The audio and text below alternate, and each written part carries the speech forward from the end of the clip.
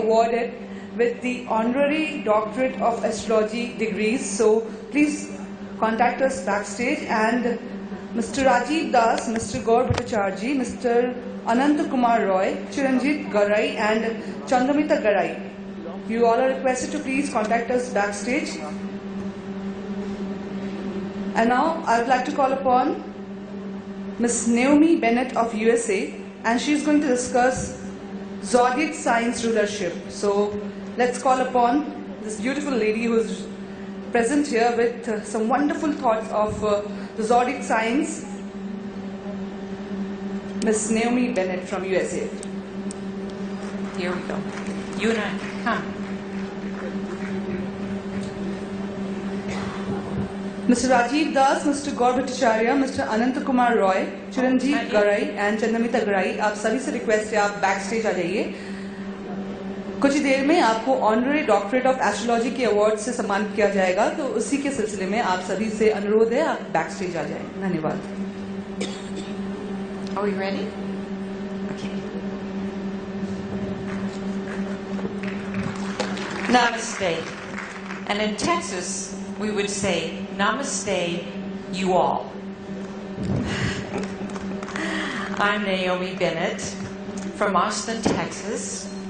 Thank you for the Krishnamurti Institute of Astrology for inviting me back to speak to you again, to your organization this year. My orator wants to give you 3 short sentences so you can understand my lecture better. ज्योतिष में चंद्रमा, सूर्य, mercury, Venus, Mars, Jupiter और Saturn ये सारे ग्रह किस तरह से आदेश में है, ज्योतिष में इस व्याख्या के आप लोग वीडियो देख सकते हैं और आप लोगों को ये जल्दी समझ में भी आ जाएगा. You'll have to advance the slide. It's not working. The next slide, please. To begin, I wish to invoke the presence of Jupiter and Venus to support us in being receptive to new ideas that advance our knowledge and understanding of astrology as a form of balance and design. Next slide. Modern Western astrology had its revival back in the late 18th century with Madame Levinsky in London, who actually went to India looking for astrological knowledge. Alan Leo and C.E.O. Carter are the founders of the British astrology, modern astrology that is. Aleister Crowley was a major link to the United States since he had lived in New York City. The next slide. These men were major contributors to modern American astrology. Grant Louis was the editor to 3 major astrology magazines in New York City. They all knew each other and they lived around New York City. Sidney K. Bennett actually studied Sanskrit, and Carl Payne Toby, who was my teacher, was our first statisticians to do astrological research. Charles Jane was a master of eclipse cycles, and Dane Rudyard married psychology to astrology. The next slide. The recent trend in the U.S. has been a return to traditional astrology with the retranslation of ancient texts that has revived techniques that Jyotish astrology has always used. Currently, we have several branches of astrology being practiced, which is traditional, modern, financial, psychological, and Western sidereal, just to name a few. The next slide. The ancient axiom, as above, so below, to describe the function of astrology has a new, modern parallel in fractal geometry. You want to turn that off? Yeah. This is the principle that one fundamental concept of mathematical design can describe entire galaxies or just the spiral of a seashell. The next slide. The spiral of a flower or the shape of DNA follow mathematical principles. The branching of trees from a tree trunk to a branch to a twig follows this design. The subdivision of our arteries into capillaries follows fractal geometry, and the square root of 5 or phi. This is the basic design of life. It's a concept that was actually understood in ancient times. Next. The ancients understood these same principles before the Greeks. We give the Greeks way too much credit in the Western world. They understood geometry as angle and proportion. From the number 1, all the whole numbers can be generated to infinity. So if you look, this is distorted. Those are supposed to be squares, not rectangles. But if you start at the very bottom, that little tiny rectangle represents the number 1. But if you take the diagonal line and then draw a second triangle, it will equal exactly the number 2. Then you take the next diagonal, create another square, it will be the number 3. So literally, from the number 1, you can create every whole number out to infinity.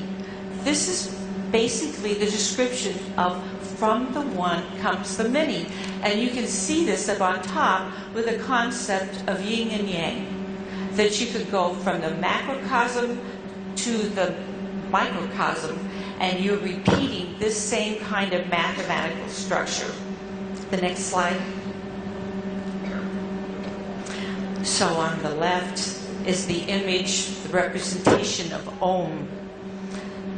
Om was representing that the world was created with the first sound of Om. But all these images are saying the same thing. The image on the right is actually water that's being vibrated on a table, but you can see it creates a geometric design too. So basically, this whole concept, from the one comes the many, has been known all over the world. Next slide. So here's the Pythagorean theorem that we give credit to the Greeks for discovering. However, the next slide. The Egyptians already understood this mathematical principle. It was known in the ancient secret priesthoods.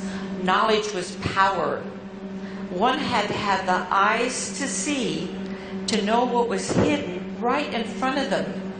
So this tomb on the left-hand side is actually the monument to Bhattacharjee, a great astrologer in Egypt. In fact, they had generations of astrologers in Egypt in the Bhattacharjee.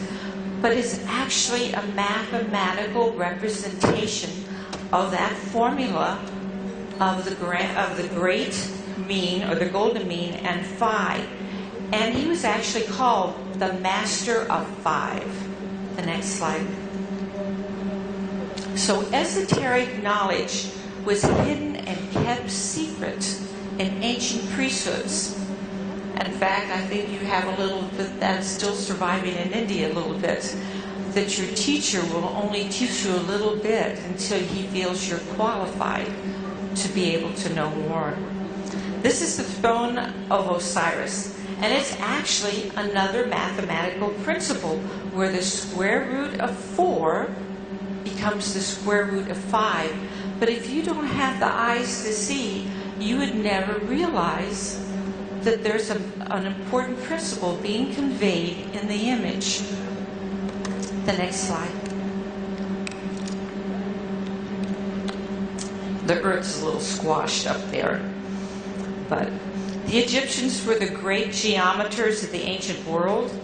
They knew the circumference of the equator, and they measured time and distance by the stars and the revolution of the earth to the length of the day in the year.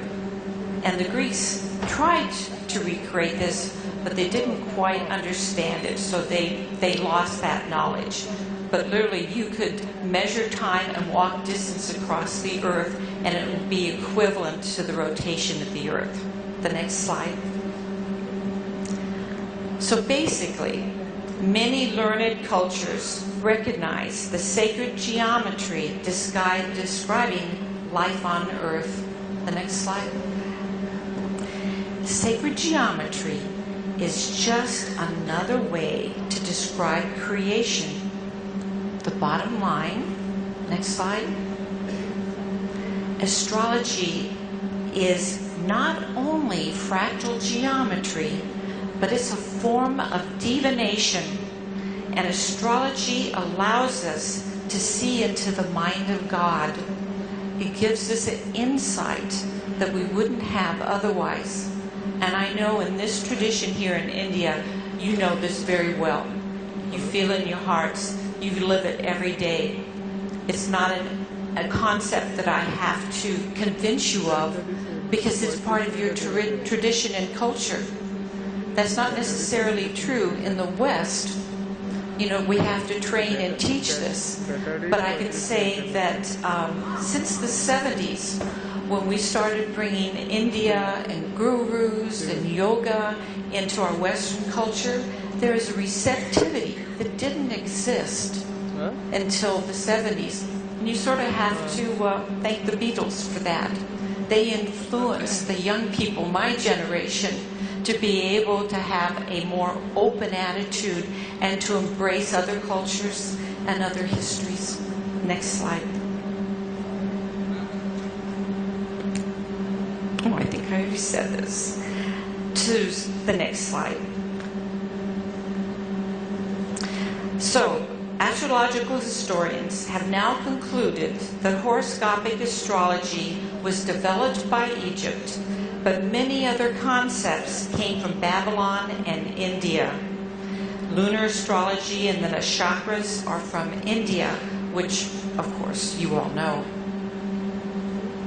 And we give way too much credit to the Greeks. They left written texts that we translate, but there is so much other artifacts and representations that if we understand the images, we realize that knowledge was known throughout the ancient worlds. The next slide. So, like the Leaning Tower of Pisa, it's necessary for us to look at the understanding of the foundation of the structure of how astrology was designed, because it's really perfect in its original design. But 20th century astrologers need to start examining this and continue this understanding. My research has uncovered astrology's astronomical structure, which we don't teach anymore to astrologers. And I have to say, it's probably astronomers that conveniently don't mention these facts. Next slide. So this is an image of the solar system. This is what you get when you go to elementary school. This is how you train to image and view our solar system, which is the sun is at the center. And you look at it from the Earth point of view, you will see that Mars has to be closest to Earth, or Venus has to be closest to Earth. This really bothered me when I first studied astrology, because it didn't match this picture. The next slide. So why does astrology use the planetary order of Moon, Sun, Mercury, Venus, Mars, Jupiter, Saturn? Because it sure doesn't look like the picture I just showed you that you learned in elementary school. And I thought, were the ancients stupid? Were they ignorant? I mean, surely they understood what the solar system looked like, how I learned in high school. I mean, why was that? Didn't they know that Venus and Mars are closer to Earth than the Sun or Mercury? So why does it go Moon, Sun, Mercury, Venus? It's totally against what I learned in school. Next slide. So here's astrology standard order, whether I show you on the western side on the left or on the Jyotish side on the right. And it's the order of the planets assigned to the zodiacal signs. We use it even today. The moon and sun only rule one sign, and then the rest of the planets are rulers of two. But my mentor, Carl Payne Tobey, discovered the astronomical reason to this assignment back in 1933, but he didn't have the physical evidence or the proof. I searched the world through the 90s trying to find the artifacts and the proof and the astronomical proof to prove why we have this planetary order in astrology. And it was in the Louvre in the 1996 that I had my first breakthrough. It was just waiting for me. In psychology, you call that synchronicity, when you're searching for something or you want to meet someone and then they appear at the perfect time. Because I couldn't find it in the museum. The next slide. And there she is. This is a little squished up. That is the goddess Nut, and she's painted on the inside of the sarcophagus of the dead, of the pharaohs. So when you go in the museum, they never show you the inside of the coffin. They only show you the outside. But literally the dead lay and they face the sky, looking up to the sky goddess the Nut, and then they see the signs of the zodiac going down on the left and the right-hand side of her body. But please note the division of the signs that follow the planetary order. So you have Cancer and Leo with a solitary rulership of Moon and Sun, and then you had the dual rulership of Mercury, Venus, Mars, Jupiter, Saturn. This is not a casual division. It's a very important division. Next slide. So believe it or not, these are the same images that we still show this representation. These are two different sarcophaguses, but the middle one is a Catholic church, and instead of the goddess Nut, they put in Jesus Christ, but they still divided the signs onto the left and the right with this planetary order. The next one.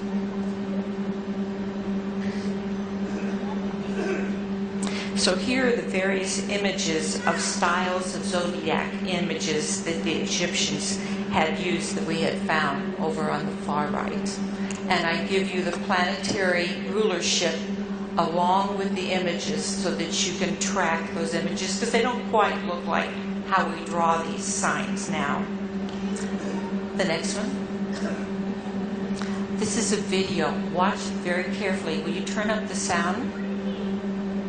We have sound for this. Will someone turn up the audio? Watch it. The Earth is in the center. That little yellow globe is the sun. This is Mercury. Watch what Mercury does. When you see it in blue, it's slowing down and doing retrograde motion. Watch the pattern.